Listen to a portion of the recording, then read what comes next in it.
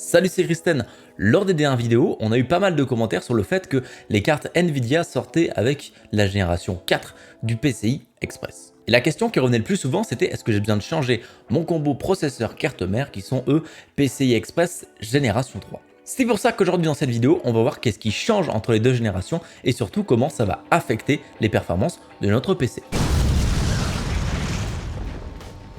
Avant de commencer quoi que ce soit, on va faire un petit rappel en accéléré sur le PCI et le PCI Express pour ceux qui sont pas très à l'aise encore avec ces termes-là. Le port PCI Express est un port qui est assez fin et long et qu'on peut retrouver dans la partie basse des cartes mères. Généralement, c'est là où on vient brancher nos cartes graphiques sur la carte mère, mais ce port n'est pas réservé aux cartes graphiques, vous pouvez mettre des cartes d'acquisition, des SSD, ainsi que des cartes son, etc. Pas mal de choses. Et d'ailleurs, selon le format de votre carte mère, vous retrouverez plus ou moins de ces PCI Express. Dans la logique, plus vous prenez un format grand, plus vous allez avoir de PCI Express de disponibles. Mais le PCI Express n'est pas qu'un simple connecteur car il dispose de plusieurs modes.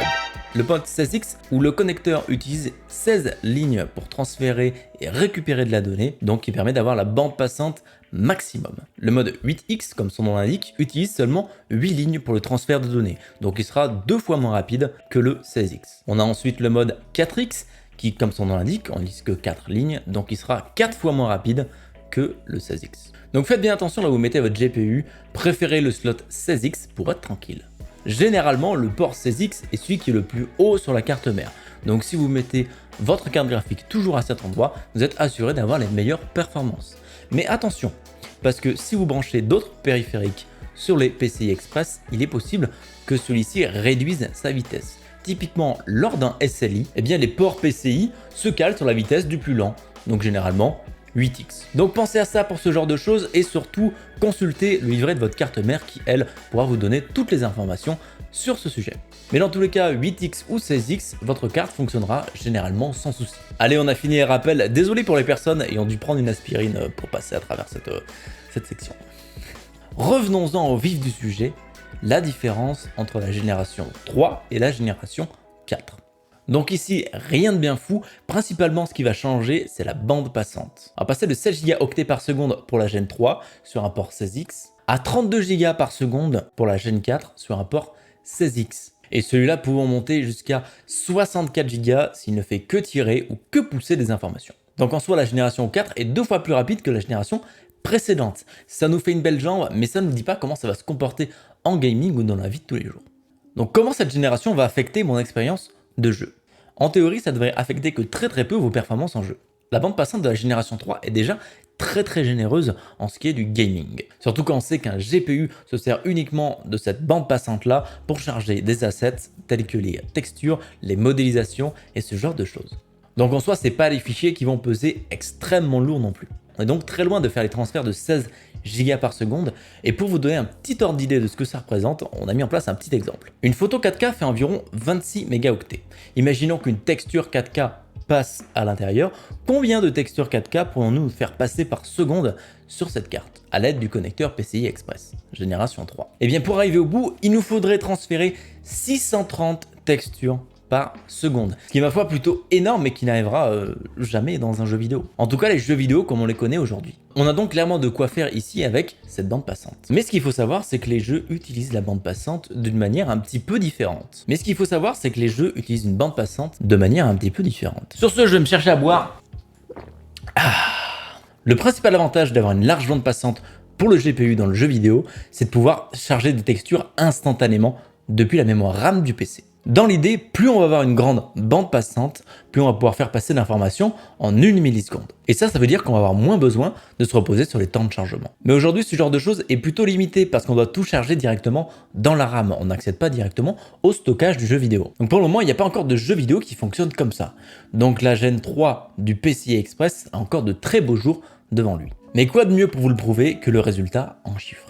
Alors en toute transparence avec vous, je vais vous donner des chiffres, mais je ne les sors pas de mon chapeau. En effet, les résultats de test benchmark sont exportés du test PCI 3 versus PCI 4 qu'a pu faire Gamer Nexus sur sa chaîne. Vidéo que vous retrouverez en description si vous voulez voir le test entier de Gamer Nexus. Je fais ça parce que je n'ai pas le matériel nécessaire pour tester ce genre de choses, donc je préfère me fier à des sources fiables et sérieuses telles que Gamer Nexus. Mais aussi parce que c'est le Tech Jesus. Donc les tests ont été faits sur deux différents ordinateurs dont je vais vous détailler la configuration. Donc le premier est un i7 10700K à 5,1 GHz. Il dispose d'une 3080 32 Go de RAM et une carte mère compatible PCI 4. Le deuxième c'est un AMD 3900 XT à 4,5 GHz. Lui aussi une 3080 32 Go de RAM et une carte compatible PCI 4. Donc chacune de ces cartes mères ont aussi un mode PCI génération 3, ce qui nous permet de vraiment tester dans les conditions idéales ce genre de choses. Pour avoir un jeu de données fiable, les tests ont été effectués sur 7 jeux différents en plusieurs résolutions à chaque fois.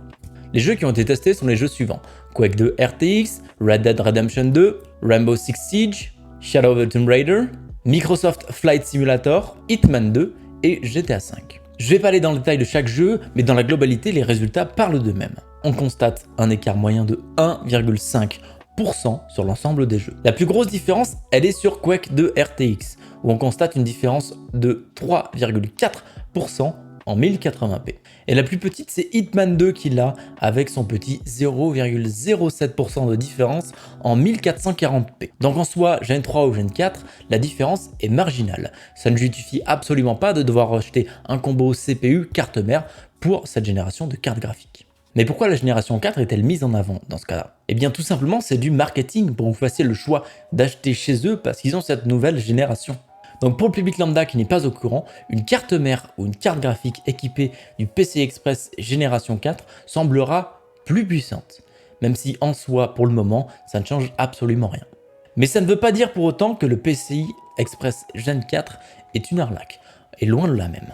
Cette nouvelle génération est particulièrement importante, surtout dans certains cas précis. Si vous avez besoin de SSD NVMe très puissants qui montent jusqu'à 5 Gb par seconde, eh bien c'est qu'avec la norme PCI génération 4 que vous allez pouvoir atteindre les chiffres. PCI génération 3 est limité à 3,5 Gb par seconde, ce qui en soi est déjà particulièrement bien. Ça va servir aussi dans le domaine d'applications scientifiques parce que vous allez pouvoir faire passer vos données plus rapidement et donc récupérer vos calculs plus rapidement. Et ça, à grande échelle, ça change énormément de choses. Ça va servir aussi dans le futur du gaming avec l'accès direct au stockage depuis la carte graphique. Hop là! Bonjour à vous, c'est Christian du futur. Je viens vous parler ici de l'avenir du gaming et qu'est-ce que ça va être.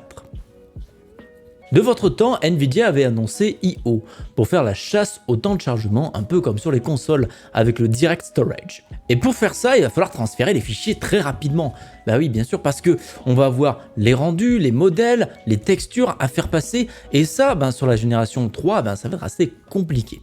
C'est pour ça que cette nouvelle génération, au moment où je vous parle, change toute la donne. En plus, ces technologies permettent maintenant à mon époque de faire passer des modèles bien plus complexes et bien plus détaillés que ce que vous pouvez avoir dans vos jeux vidéo. Après, c'est pas pour tout de suite, dans 5 ans peut-être, ce sera un standard du jeu vidéo, mais pour l'instant vous êtes tranquille. Ah oui, c'est vrai, dans votre époque, Cyberpunk 2077 sort bientôt. Ah, quel beau jeu rétro. Vous allez vous faire plaisir. Allez, je vous spoil, bientôt une vidéo Nvidia I.O. va sortir sur sa chaîne, histoire de bien comprendre comment ça marche. Je le sais parce que c'est moi qui l'ai fait avant. Allez, je vous laisse la jeunesse, moi je vais aller jouer à mon remake de Crash Bandicoot sur ma PS10. Salut. Ouh, c'est passé quoi là? Pour conclure, oui, vous pouvez utiliser vos cartes mères PCI 3e génération avec vos 3070, 3080, 3090 sans aucun souci. Donc ce serait dommage d'investir 400 ou 500 € pour cette montée de version qui ne vous apportera qu'un petit %. Pour l'instant, l'argument Gen 4 est plus marketing qu'autre chose si vous n'êtes pas concerné par les cas d'utilisation actuels. Comme d'habitude, si vous avez la moindre question, n'hésitez pas à me la poser en commentaire ou sur Discord, je répondrai le plus vite possible.